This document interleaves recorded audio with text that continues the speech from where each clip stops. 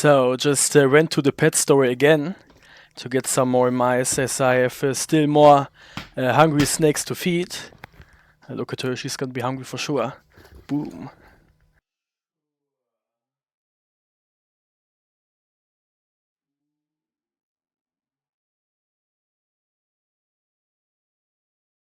There we go. And this is the saw-scale viper, of course, Echis carinatus. Always very hungry snakes. And very potent in venom, of course, too, as you can see right there. Still a little bit of muzzle still twitching in that mouse, but you can tell that that rodent is already on the other side. Only took a few seconds. That saw-scale viper venom is actually drop for drop 5 times more potent than cobra venom. And they are, statistically speaking, the most dangerous venomous snake as well. They are responsible for the most human fatalities. Obviously due to them having a very large distribution. And again, the venom being quite potent. There are cases known where people who were bitten received proper anti-venom and medical attention in time and still passed away. So they are no joke, but still very pretty snakes, of course. You can hear her already. The albino prairie rattlesnake, Crotalus viridis, my beloved. Look at her. She is a very curious individual, as you can see. But yeah, usually as soon as she spots the mouse, she does stay inside her home. Right now she's just a little focused on me. Still waiting for me to throw in a rodent, but it's there already. Just need to turn around. I'm just gonna let her do her thing for a moment. Don't wanna provoke her or anything. But if she keeps being confused, I think I'ma reach for the snake hook and maybe help her a bit with spotting that rodent, as she seems hungry for sure. Come on.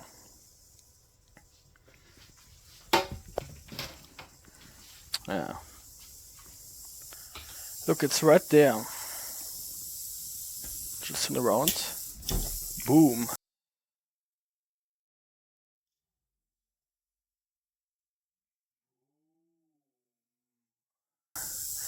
Look at that.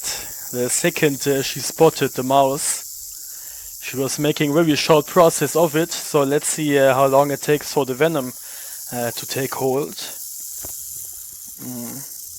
Yeah, she's looking a bit slim now again. She was off food for a few weeks, 3 or 4 weeks, which is not too long actually.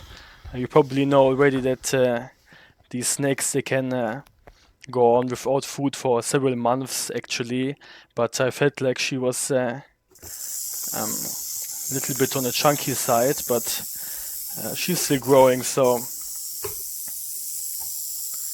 I think it's time to get her back on food again anyway.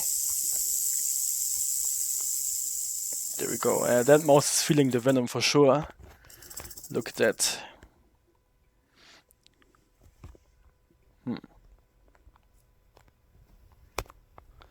Sadly on the camera her eyes look always a little weird because they kind of reflect the light or whatever.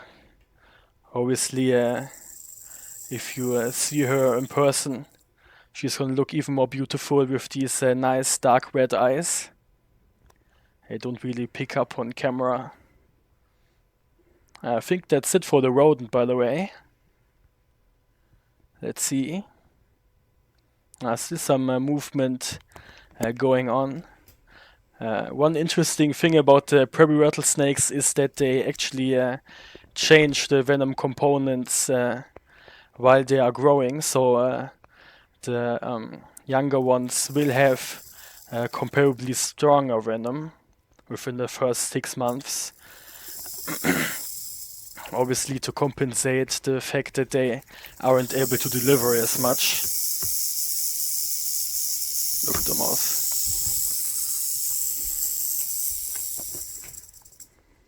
Yeah, it's just rolling around there for a bit, but should die anytime. It's gonna be a nicely sized meal for her. She's gonna enjoy that. So I think next up I'm gonna feed the lancehead pit viper. And maybe afterwards one of the pygmy rattlesnakes, the struck one. So let's see how that goes. So look at her. It's the Bothrops atrox. Lancehead pit viper. Ooh.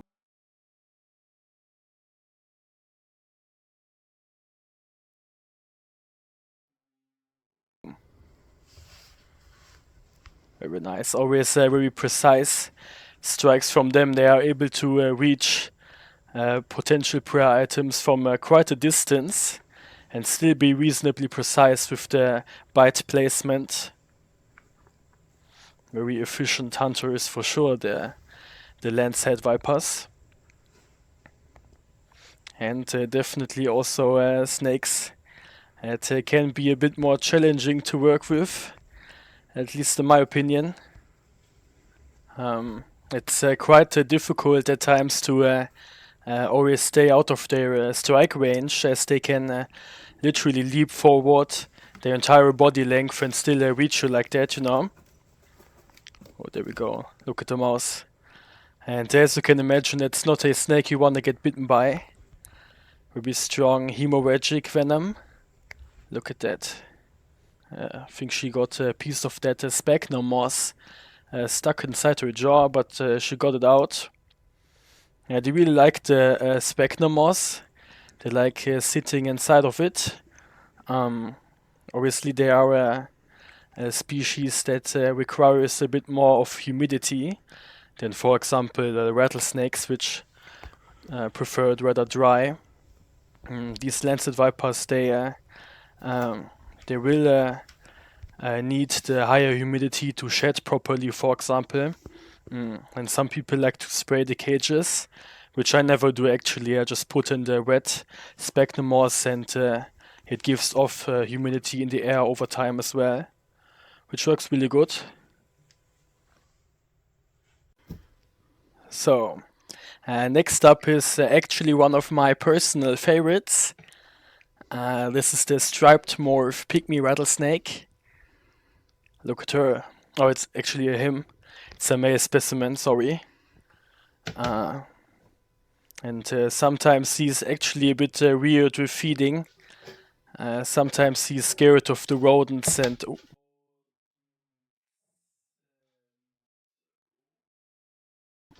Not today though. And sometimes he eats without no problem, like this. Oh. Yeah, but that's what I mean. He's very much afraid of the live meals, as in contrast to the other snakes of mine. He has been eating frozen food for the majority of his life, probably. Look, that's why I also put his cage into a larger bin when I'm feeding him, as he likes to again be a little scared and jump out. But that Venom has taken hold already, see? He is gonna notice that dinner is ready and go back inside the cage, probably. As you can see, very beautiful pit viper with that stripe on the back, very unique. Don't see that every day. Oh, come on. I don't think he wants to go and back inside on his own now, as he's still a little scared. Come on. Got a meal ready for you. Just gonna take my time. Sometimes the pygmy rattlesnakes, they can be a bit difficult to control with the hook. He is behaving reasonably well now again, but they kind of make themselves very stiff and then they kind of fall off the hook. So you either need to use 2 at once, but that doesn't always work either because they're quite small. But has worked out now, see? Now that he's back at home, he is noticing that he can actually have his meal already, see? Look, these tongue flicks. So, this is sped up footage now. I'm doing a separate voiceover as he is now trying to find the prey item. Look, now you got the head. Actually gonna try and record the entire feeding process with him now, as I never actually recorded him feeding. He's one of the snakes I acquired somewhat recently, actually. 4 or 5 months ago, I think. So he hasn't been with me for that long at all. Still needs to get used to the live rodents, which all of my other snakes seem to prefer. Look at that. And as I mentioned already, this striped moth, it is somewhat unique. You can find some other specimens that are that represent this moth as well, which aren't as beautiful as him. By far, I've seen several actually, and almost none of them that I saw at least have this nice complete reddish stripe on the back. Most of them just have like a black stripe or like a, you know, some just some red bits. He's just an exceptional specimen, at least in my opinion, so really happy to have him. Look at that. Gulps it down with no problem, of course. Pygmy rattlesnakes, they are very easy snakes to keep actually. Easy enough to stay out of their strike range as well, as they are so small. And the care itself is just as easy as copperheads or cottonmouths. So he's deep in shed actually, boom. But still feeding, see? That's the broad-banded copperhead, Agkistrodon laticinctus. And this is the male specimen. Oh, and another one. Very nice. See, even with him being deep in shed like this, he is still feeding without any problems. Back when I got him, the owner who had him and his sister told me that they were very bad eaters, and that's probably also the reason why they are still so small. They were born 2019, so they're really tiny for a copperhead, but again, I guess that has to do with them not having eaten properly when they were younger. But as long as they were with me, literally the first time I tried to feed them, they were eating the live ones right away and never skipped a meal ever since. See? If you know how he looks normally, you're gonna be able to tell that due to him being very pale and also the milky eyes, he's deep in shed and still feeding.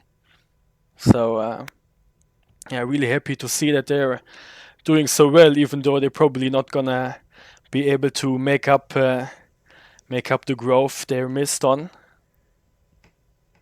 Look at him. Absolutely wonderful snakes, the copperheads. In my opinion, just a must-have for everyone who's keeping vipers. There we go. Oh, that mouse is still actually alive. It's gonna be the last bit of rolling around right there. And again, this is the laticinctus. I'm still looking for proper contotonics. I would be interested in those as well. Let's see. Everyone seems to be in chat right now. Mr. Ball Python as well, but look, he's acting very shy. because he's in chat, but he's gonna change his mind because he's a very strong eater as well. See? Come on, I know you in chat. Don't be shy. Boom.